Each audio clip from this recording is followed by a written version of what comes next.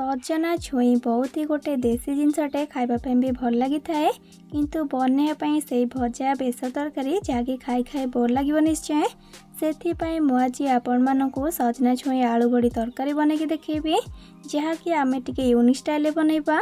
नमस्कार, प्रियास किचन ने आपण समस्त को अनेक अनेक स्वागत।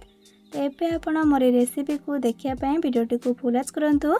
तेबे चलतु डेर न करी फटाफट रेसिपीटी बनैबा स्टार्ट करिबा।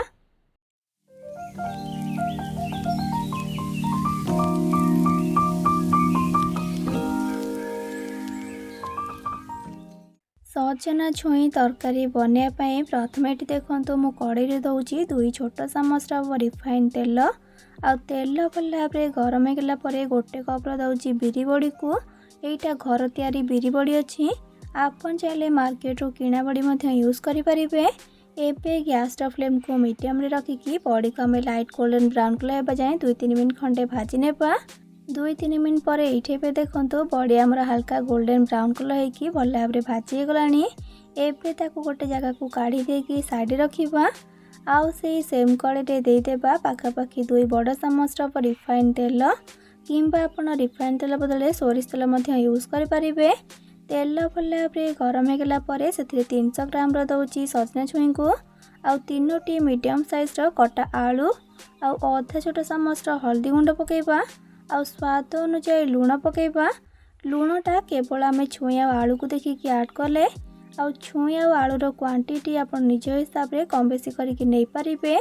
एबे गैस फ्लेम को सेमती मीडियम रे रखिकी 3-4 मिनट खंडे भाजी नेबा जेमती कि हल्का आमर छुई आलूटा तेल रे भाजी जीवो। 3-4 मिनट अधिक टाइम या भाजबेनि ना तरकारी बनला बेले से पूरा एक्सेस सीझी जाकि ग्रेवी पूरा खोली जीवो। ये भाजिया भितर गोटे मिक्सिंग जार देबा गोटे छोट चामच गोटा धनिया अधा छोट चामच गोटा जीरा आउ 15-20 कला रसुण को देबा आउ ता सहित गोटे इंच कटा अदा को देबा आउ गोटे मीडियम साइज कटा पियाज आउ गोटे मीडियम साइज कटा टमाटो आउ 4टी दौची सुखला लंका बा लंका आपण निज टेस्ट हिसाब से कम बेसी करके नहीं पारे। एबे से आवश्यक अनुसार किसी पानी को देकी मसला को लेकिन चिकन भाव में बाटिक आनदेबा। ये देखो तरकारी पाई मसला पेस्ट आमर एबे रेडी गला। एबे को साइड रखिबा आउ एपटे देखो मीडियम फ्लेम रे छुई आलू को भाजबार पाखापाखि ये 3-4 मिनट हो गलानी। आउ एठी देखो छुई आलू भी आमर हल्का ये भाजी गलानी। एबे केवल छुई को गोटे बाउल को काढ़ी देकी साइड रखिबा आउ से देबा 1/3 टीस्पून पंच फुटण आउ फुटणटा को टिके देकी तेल टिके एपट सेपट करनेबा जेमती कि तेल रे से टिके फुटी जीवो। आउ फुटणटा टिके फुटी गला परे गैस फ्लेम को लो कर देकी से पकेबा में अधा छोट चामच काश्मीरी लंका गुंड आउ ताकू भी टिके तेल रे मिसै नेबा। ए काश्मीरी लंका गुंडटा पूरा पूरी ऑप्शनल अछि, आपण देई पारिबे नले स्किप भी करि पारिबे किंतु देले तरकारी कलर बहुत सुंदर आसता है। ए काश्मीरी लंका गुंड रे राग न थाए।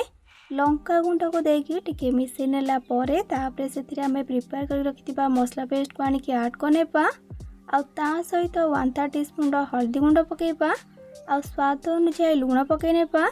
लुण आउ हल्दी गुंड आपण एथिरे टिके कम करके ऐड करिवे कारण छुई आलू को भाजला बेले सेथिरे मध्य लुण आउ हल्दी गुंड आमे पकेइथिले। एबे सबको बढ़िया से पूरा मिक्स करनेबा आ मिक्स कर देके गैस फ्लेम को लो रे रखिकी या को कवर करनेबा पाखापाखि 8-10 मिनट पाई जेमती कि मसलाटा हमर बढ़िया से पूरा कषेकी से तेल छाड़ीबा स्टार्ट हेबो। पूरा कवर करके छाड़ी देबेनी, मझे मझे कवर को काढ़ी को मिक्स करनोथिबे। पाखापाखि 8-10 मिनट पर कवर को काढ़ीबा। ये देखो मसला आमर बढ़िया से पूरा कषी केमती साइड रू तेल छाड़ा स्टार्ट है। जेते बेले मसला रू एपरी तेल छाड़ा स्टार्ट हेबो आपण जानिबे कि मसला आपणकर परफेक्ट भाव में कषी गलानी बोली। एबे आम एथिरे ऐड करिबा ग्रेवी पाई पानी। एठी मु 2 ग्लास आउ अधे माने 2.5 ग्लास पानी को दौची जेहेतु आम एथिरे बड़ी को ऐड करिबा से अधिक पानी को सोक कर थाए सेथिपाई टिके अधिक की पानी आपण एथिरे ऐड करिवे। पानी को देकी सबको भलसे मिक्स करनेबा आउ गैस फ्लेम को हाई करके ग्रेवीटा को भल भाव फुटवा को छाड़ीबा। 3-4 मिनट पर ये देखो ग्रेवीटी आमर बढ़िया से पूरा फुटवा स्टार्ट है। आउ कलर भी देखंतु केते बढ़िया आसी जेहेतु आमे एथिरे काश्मीरी लंका गुंड पकईथिले। एबे सेथिरे भाजिकी रखिथिबा छुई सबको ऐड करनेबा आउ भाजिकी रखिथिबा बड़ी को मध्य दे देबा आउ सबको भलसे टिके मिसि नेबा आउ मिसई देके गैस रो फ्लेम को लो टू मीडियम करबा आउ याको कवर करनेबा पाखापाखि 5 मिनट पाई बा छुईटा आमर पाखापाखि 80% भला सिझिबा जाय याको फुटै नेबा मझिरे मझिरे याको टिके मिक्स करनोथिबे। पाखापाखि 5 ରୁ 6 मिनट परे बे कवर को काढिबा। एठी देखंतु छुई आमर एठी ऑलमोस्ट 80 ରୁ 90% भला सिझि आसलानी आउ बॉडी भी देखंतु ग्रेवी को केते सोक नैची ग्रेवी आमर केते कम हो जाइची। एबे सेथिरे गोटे मीडियम साइज रो कटा टमाटो को दउची। देसी टमाटो नेबेनी जदि देसी टमाटो नैछंती तेबे टमाटर क्वांटिटीटा टिके कम रखिबे नले तरकारीटा आमर अधिक खटा खटा लागिबो। टमाटो को देकी टिके याको मिसै नेबा आउ गैस रो फ्लेम को सेमती लो टू मीडियम रे रखिकी आउ 5 मिनट खंडे याको कवर करनेबा बा छुई आउ आलू भल भाबरे सिझिबा जाय याको कुक करनेबा। आउ 5 मिनट परे बे कवर को काढिबा। एठी आमर एबे आलू छुई भल भाबरे सिझि गलानी माने तरकारी आमर एबे रेडी। आउ ग्रेवी रो कंसिस्टेंसी भी देखंतु अधिक ग्रेवी नाइ कम ही अछि जाके गरम भात डाली सहित खाइबा को बहुत बढ़िया लागिबो। एबे गैस रो फ्लेम को ऑफ करनेबा। तेबे आपण मोर रेसिपी को घरे थरे निहाती भाबरे बनेके ट्राई करंतु आ बनेके खाई सारा परे किपर लगिला कमेंट सेक्शन में जणा पे जमा भी भूलिबेनी। भल लागिथिले प्लीज वीडियोटी को लाइक करिवे सांग मानक सहित शेयर करिवे।